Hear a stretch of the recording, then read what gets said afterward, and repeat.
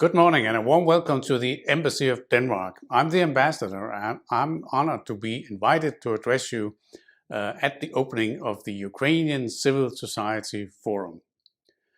I'm sorry that I cannot be with you this morning, but I'm very pleased that I can at least send you my greetings online.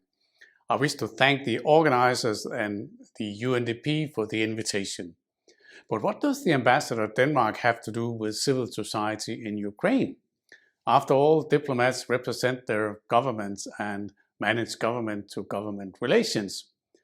And of course, much of what I'm doing in my daily work has to do with official Danish-Ukrainian relations. And relations are very close. Denmark is a strong supporter of Ukraine's sovereignty and territorial integrity. Because if you're not safe, we're not safe. We need to be safe together. Denmark is also a strong supporter of Ukraine's reform and transformation process through the Danish Neighborhood Program.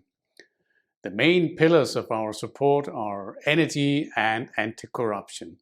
Denmark is implementing partner for the European Anti-Corruption Initiative, EUACI, supporting the anti-corruption institutions, NABU, SABU, AMA, etc.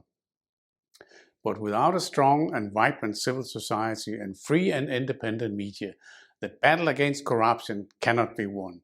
Civil society organizations are indispensable as part of the anti-corruption architecture.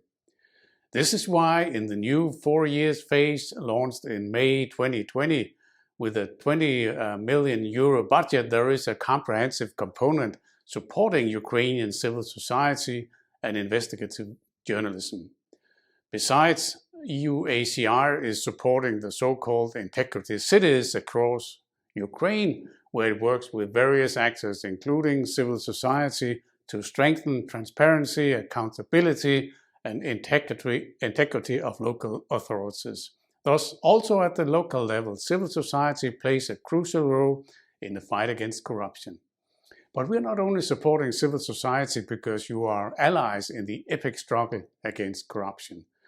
Through the Neighborhood Program, we're also supporting a large-scale and multifaceted civil society project implemented by the UNDP and their partnership with civil society and human rights organizations, and the active involvement of the Ombudsperson's Office through the Oblast.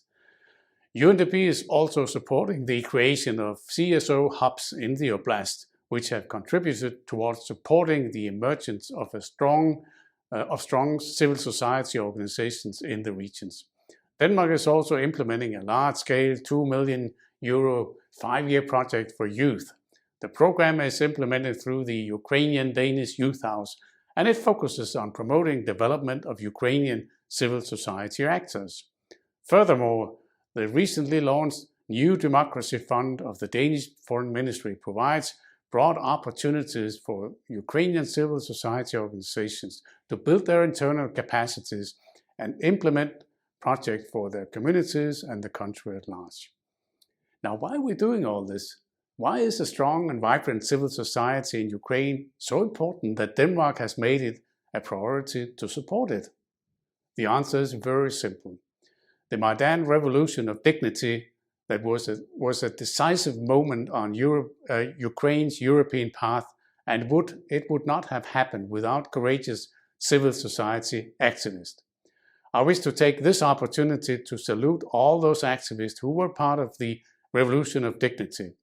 Today I also send my thoughts to those who lost their lives fighting for dignity and for European values. Your sacrifice was not in vain. But Ukraine's reform and transformation process is far from over. It's still work in progress, and sometimes setbacks occur. The role of civil society is more crucial than ever before. This is why we support Ukrainian civil society, both through the UNDP and bilaterally. We want Ukraine's transformation process to succeed. This is also in our interest, and we are proud to be your partners. But what is the next frontier in the process? Ukrainian civil society has developed and matured tremendously over the last 7 years and is now a strong and integral component in Ukraine's system of checks and balances. In my eyes, the next phase is to inject the ideas, the energy, the dynamism, the stamina of civil society into the political and parliamentarian system. Much can be done in this respect, increasing the participation in local and national elections, for instance, or social activists running for public office. But that's up to you to decide. That's the very essence of civil society, that you are independent and decide for yourself. I wish you a productive forum, and thank you for inviting me.